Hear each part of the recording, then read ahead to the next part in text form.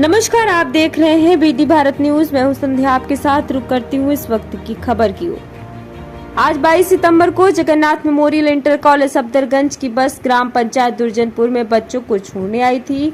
वहीं पर बारिश ज्यादा होने की वजह से गांव वालों को रोड काटना पड़ा था। रोड इसलिए काटना पड़ा था क्योंकि गांव में पानी भर गया था। अभी भी पानी निकल ही रहा था कि इसी नाले में बस जाकर फंस गई। तभी पूर्व प्रधान अमर सिंह यादव ने गांव वालों को बुलाकर व हल्का सिपाही प्रवीण निषाद वी रमन शर्मा की मौजूद रहे।